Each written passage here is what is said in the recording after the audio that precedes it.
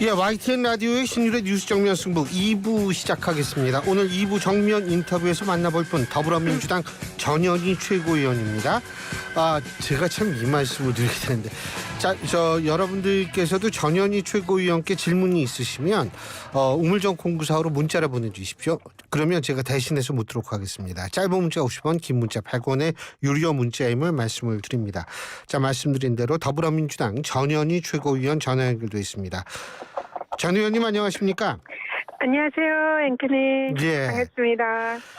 사실 전 의원님한테는 여쭤볼 게 많아요. 왜냐하면 아마 청취자 여러분도 다 아실 텐데 우리 전현희 의원께서는 일단 치과 의사시고 동시에 또 변호사도 하셨잖아요. 그러니까 의사 문제라든지 아니면 최근에 있어서의 법적인 문제라든지 두루두루 여쭤볼 수가 있을 것 같은데, 자, 우선 이 얘기부터 여쭤보겠습니다. 제가 제일 자신 있는 것은 치아관리법 질문 주시면 자신 있게 말씀드릴 수 있습니다. 의정 갈등도 좀 여쭤보고 그래야죠. 네. 자, 우선 변호사 또 출신이시니까 김건희 여사 명품백 추수 사건, 이제 심우정 검찰총장의 최종 판단만 남았다고 하는데 이거 어떻게 판단될 거라고 일단 예상하십니까? 검찰이 지금 김 여사와 최재형 목사 두 사람 모두 불기소해야 한다, 이런 결론으로 이창수 지검장에게 보고했다, 이런 보도를 봤습니다. 근데 정말 동의하기 어렵고요. 제가 국민권익위원장 출신이잖아요. 예. 우리 권익위원회는 청탁금지법 주무부처입니다. 그래서 제가 그 내용과 법리에 대해서는 누구보다 잘 알고 있다고 생각을 하는데요. 예. 이 경우에는 두 사람 다 기소하는 게 맞습니다.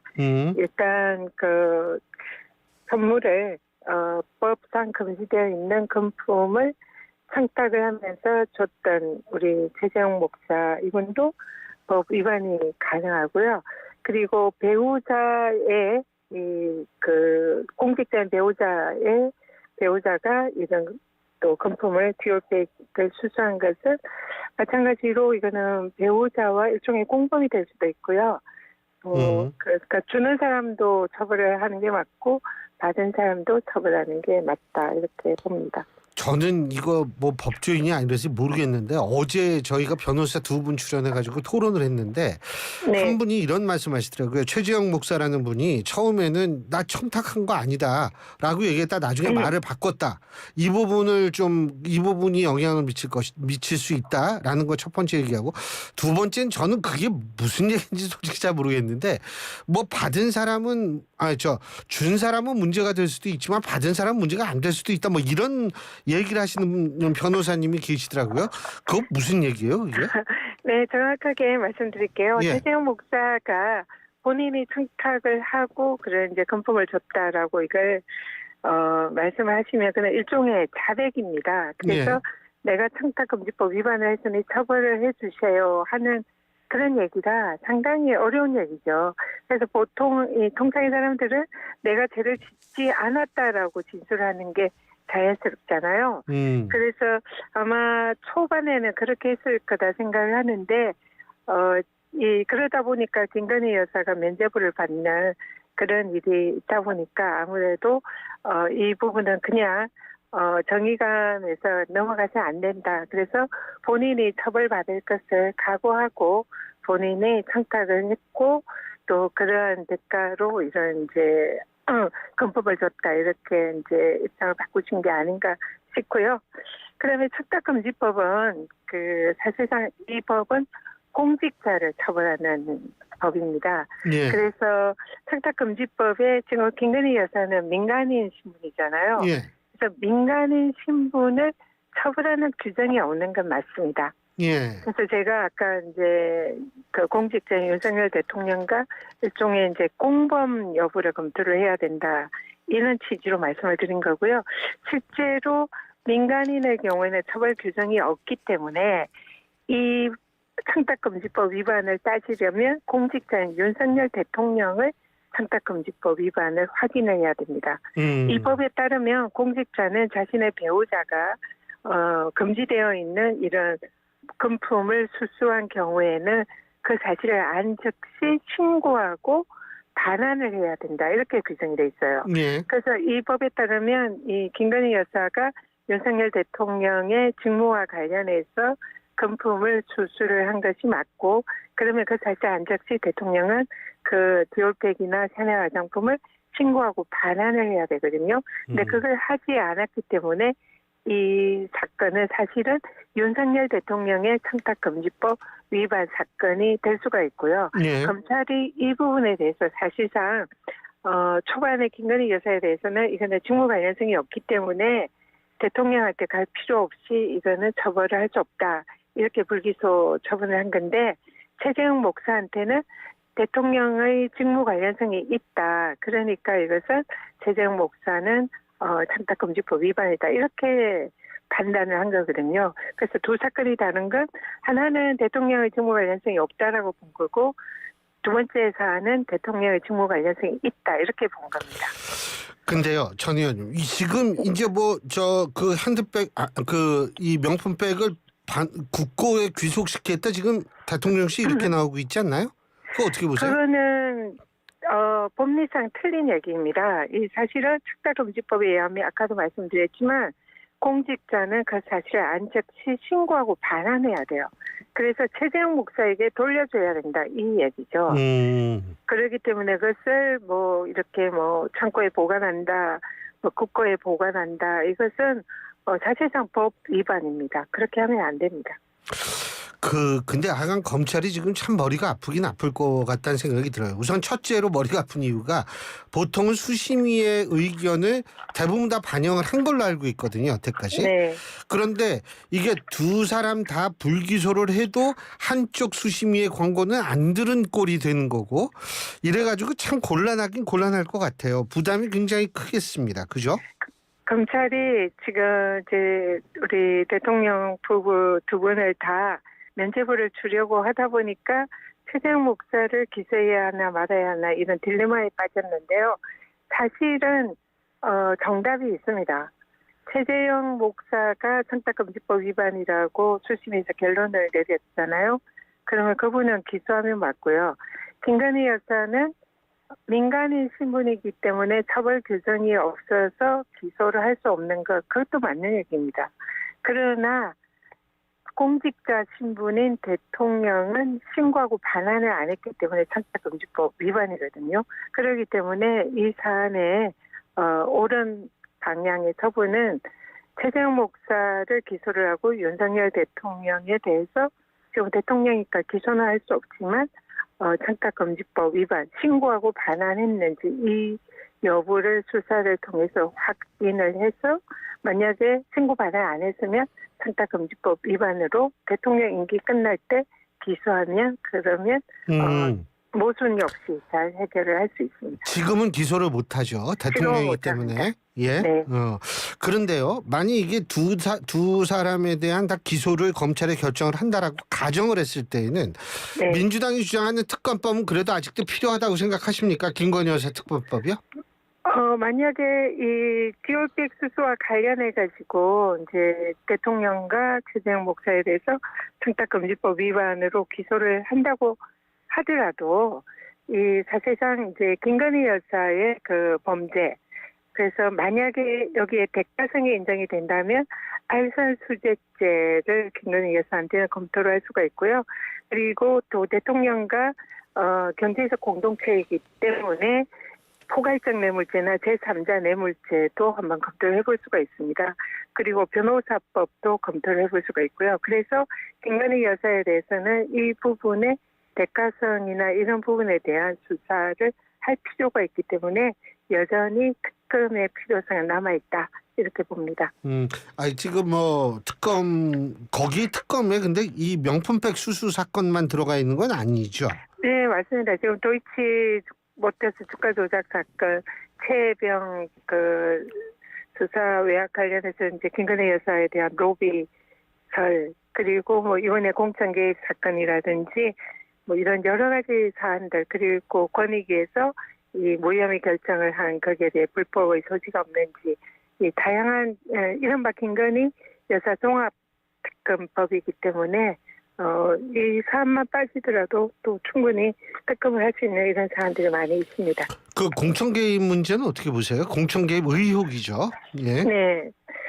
지금 많은 언론들이 보도를 하고 있는데요. 일단은 명태균이라는 그런 이제 분을 통해서 김건희 여사가 국민의힘의 지난 지방선거 그리고 그 이전에 보궐선거부터 총선까지 이제 개입을 한 것이 아니냐 이런 의혹이 제기가 되고 있는데요.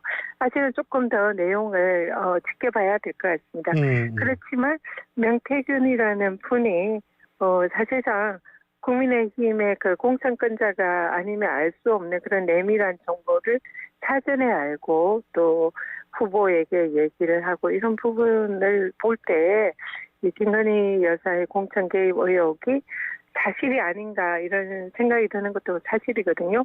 그렇기 때문에 이 부분에 대해서도 좀 더 증거가 나오면은 지금 저희들이 특검법을 또 제출해놨기 때문에 예, 그 부분도 특검을 통해서 진실을 규명해야 될 필요가 있다 이렇게 봅니다.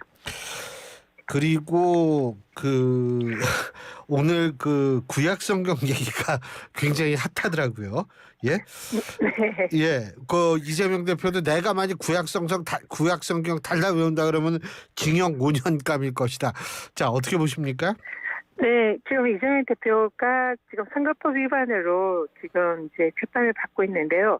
그 내용이 사안 중에 하나가 그 성남시의 산하기관의 공무원이었던 김문기라는 분을 내가 개인적으로는 모른다라고 이렇게 답변을 한 것이 공직선거법 위반으로 이번에 검찰이 징역 2년을 구형을 했습니다. 예. 다른 제명도 하나가 이제 사안도 있는데요. 어쨌든 중요한 사안 중에 하나가 누구를 몰랐다, 개인적으로 몰랐다입니다. 근데 이제 오늘 제가 최고위에서 그러면 윤석열 대통령께서 후보 당시에 김만배라는 분을 개인적인 친분이 없다 이렇게 말씀을 하신 게 있는데 그러면 그 누님이 사천대유의 주주였던 누님이 그 윤석열 대통령 부친의 집을 산 것은 이거는 우연이냐. 사실은 두 사람이 원래 알던 그런 사이가 아니냐 이런 의혹이 많이 제기가 되는데 검찰은 여기에 대해서는 완전히 면죄부를 주고 수사를 제대로 하지 않았거든요. 그래서 이게 여야의 그 대통령에 당선된 분과 그다음에 정적에 해당하는 야당 대표에 대한 검찰의 이중잣대 이것을 지적을 하면서 대선 당시에 우리 윤석열 대통령께서 손바닥에 왕자를 새기고 이렇게 나오셨잖아요. 거기에 대해서 이제 무속 논란이 이니까 윤석열 후보가 당시에 이제 순복음 교회에 성경책을 들고 나타나서 우리 부인은 어릴 때부터 교회를 열심히 다녀서 구약 성경을 다 외운다. 이런 발언을 하셨어요. 그러면 이재명 대표에 대한 이런 검찰의 잣대를 볼 때 구약 성경을 다 외운다는 것은 누가 봐도 이거는 좀 신빙성이 없고 허위사실일 가능성이 높은데 그런 걸 버젓이한 윤석열 후보에 대해서는 제대로 수사도 안 하고 사실상 면죄부를 주고 이재명 대표에 대해서는 누구를 개인적으로 모른다 하는데 징역 2년을 구형을 하고 이건 누가 봐도 공정하지 않은 거 아니냐 이중잣대 아니냐 이 부분을 비판을 한 겁니다. 전현희 의원 출신이신데 그러면은 이게 어떻게 이 사법부의 판결에 의해서 좀 어떻게 바로 잡을 거라고 예상하십니까? 바로 잡힐 거라고? 지금 사실 징역 2년을 구형한 것도 너무나 터무니없는 그런 구형이잖아요. 통상 이런 선거법의 경우에는 벌금형을 구형하는 경우가 이제 보통의 경우다 이렇게 알고 있는데 이런 정말 사안에 대해서 2년을 구형하는 것은 이거는 너무나 우리 이재명 대표에 대한 윤석열 정권 정치검찰의 정치 탄압이다. 저희 야당은 이렇게 보는 거고요. 그래서 여기에 대해서 사법부가 정의로운 그런 결정을 내려주실 거다. 이렇게 기대를 하고 있습니다. 그 법 왜곡죄는 어떻게 보세요? 법 왜곡죄, 그날 지금 법사위에서 이제 민주당의 김용민 의원님이랑 몇 분이 발의를 하셨는데요. 아직 논의나 시작은 안 했습니다. 다음번 법사위 때 이제 본격적으로 논의를 할 건데요.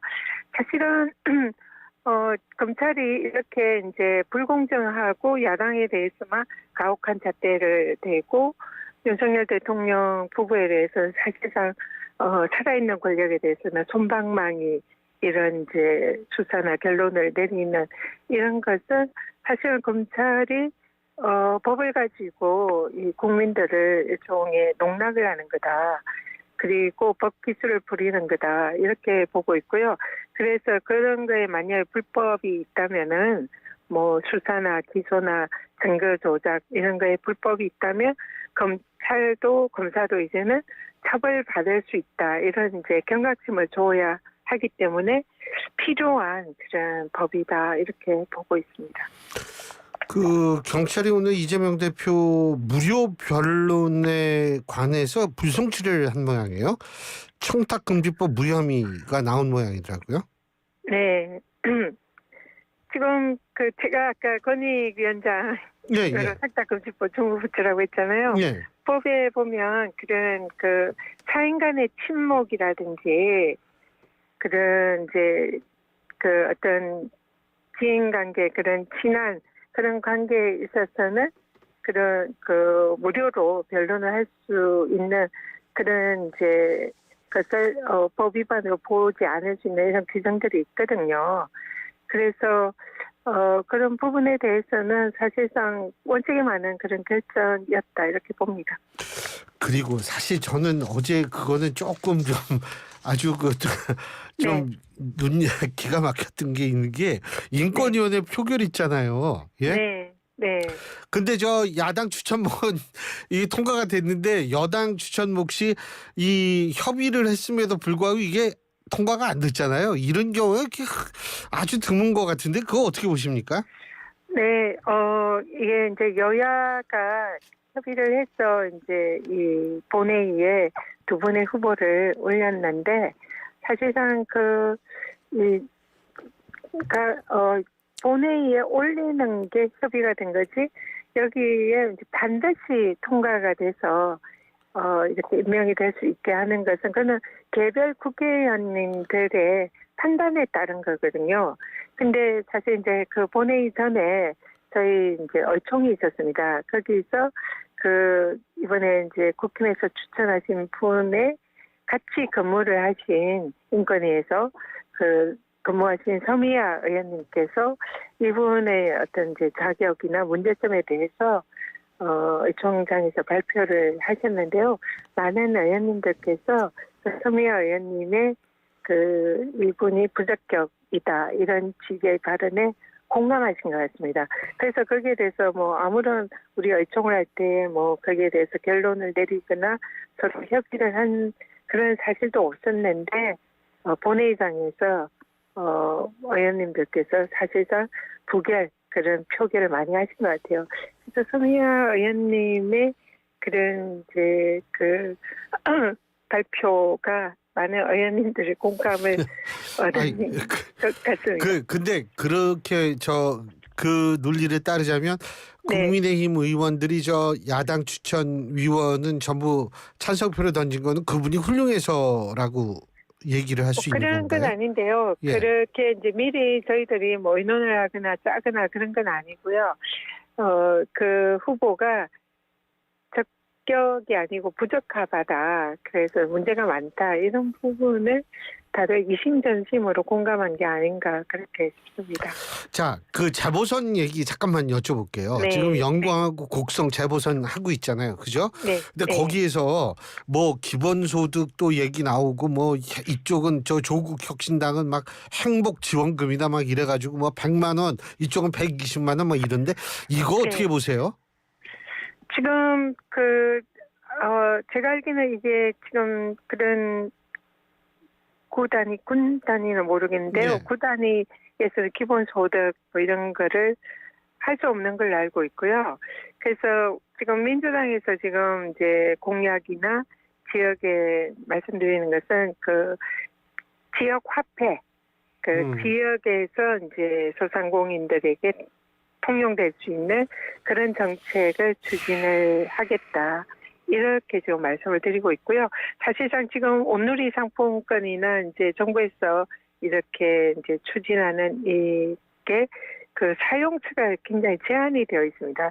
그래서 예산을 이제 확보를 하더라도 사실상 불용되는 그런 예산이 많고, 그래서 좀 더 많은 이런 상가들에게 활용할 수 있도록 해달라, 이런 소상공인들의 그런 호소가 많은데요.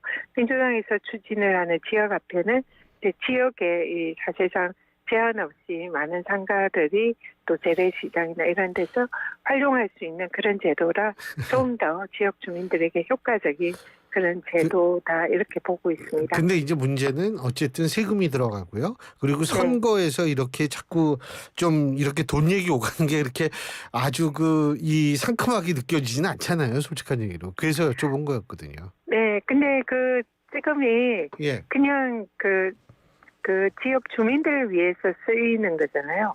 그 주민들에게 다시 이제 가는 것이기 때문에, 그리고 그걸 통해서 원래 경제는 이렇게 일종의 윤활유가 돌아야 이렇게 경제가 살아나고 유통이 살아나잖아요. 그런 측면에서 일석이조의 효과가 있는 거죠. 이 주민들이 또 소득적으로 이제 보전이 되는 효과도 있고 지역 경기가 살아나는 효과도 있고, 그러니까 국민들이 낸 세금이 주민들에게 어떻게 보면 돌아가는 그런 효과가 있기 때문에 한 번쯤 해볼 만한 정책이 아닌가, 그런 생각을 합니다. 그리고 또 한 가지 제가 여쭤볼 게 그 김태효 국가안보실 1차장인가요? 이분에 대해서 이 국회에 대한 격리 안 했다. 지금 야당 파면해야 된다, 이렇게 주장하죠. 어떻게 보십니까? 그분이 그 평소에 사실상 친일에 가까운 그런 또 은행가 그런 글로 구설수에 많이 올랐잖아요. 그래서 이 사실상 국가안보실의 차장이라는 그런 고위직에 있고, 윤석열 대통령의 이 외교 국방관 이런 거에 굉장히 영향을 미치는 그런 자리에 있는 분이 사실상 이 윤석열 대통령과 지금 윤석열 정부를 친일에 가까운 나라로 이끌고 가고 있는 게 아닌가, 이런 의구심이 많이 제기가 되고 있었던 분이거든요. 근데 그런 분이 해외에 나가서 국회에 대한 경례를 하지 않았다는, 그걸로 봐서 이제 굉장히 그것이 정말 사실이구나. 저기가 그런 이제 그 친일에 가까운 그런 것이 어떻게 보면 신념이구나, 이런 생각들을 이제 국민들에게 많이 하게 한 거죠. 부적절한 자신이었죠. 그래서 그 부분에 대해서 단지 국기에 대한 경례를 하지 않은 그 문제를 삼는 것이 아니라, 그분으로 인해서 지금 윤석열 정권이 사실상 친일에 가까운 이런 정책을 하는 것에 대한 우려를 표시를 한 거다, 이렇게 보시면 될 것 같습니다. 근데 이제 대통령실은 김태효 차장이 격리 안 한 거는 국기를 발견하지 못해서 발생한 착오다, 이런 입장을 지금 내세우고 있는데 어떻게 보십니까? 그게 좀 이제 이해하기가 어려운 게, 그 사진을 보면 김태호 차장 빼고는 다 국기에 대한 경례를 하고 있거든요. 그래서 그 변명이 과연 진실인지 그는 좀 믿기가 어렵지 않은가, 이런 생각이 듭니다. 자, 의사 출신이시니까 한 가지만 더. 의정 갈등 어떻게 해야 돼요? 지금 출구가 잘 안 보이는 것 같은데요? 네, 지금 저도 굉장히 걱정하고 있고요. 민주당 의료대란 특위의 자문위원도 맡고 있고, 지금 의료계랑 소통을 많이 하고 있습니다. 예. 근데 지금 어쨌든 가장 중요한 지금 현재의 쟁점은 전공의들이 다시 병원으로 복귀를 하는 건데요. 예. 그분들이 2025년 정원에 대한 이런 재검토 이런 게 있지 않으면 복귀하기가 어렵다. 이런 상황에서 물론 이제 전공의들도 국민들의 건강과 생명을 챙겨야 되는 그런 의사 신분으로서 부적절한 부분이 있다고 봅니다만, 어쨌든 이 사건을 촉발한 윤석열 대통령이 사실상 의사들이 수긍하기 어려운 2,000명이라는 이런 이제 의사 정원 정책을 던진 분이고, 그로 인해서 이 의료 대란이 촉발된 측면이 있기 때문에 이거는 결자 해제해야 된다 아하. 그렇게 생각합니다. 그래서 대통령께서 알겠습니다. 직접 나서서 예. 푸셔야 된다 이렇게 봅니다. 예, 오늘 말씀 여기까지 듣죠. 고맙습니다. 감사합니다. 예, 지금까지 더불어민주당 전현희 최고위원이었습니다. 오늘을 기록하는 소리, 내일을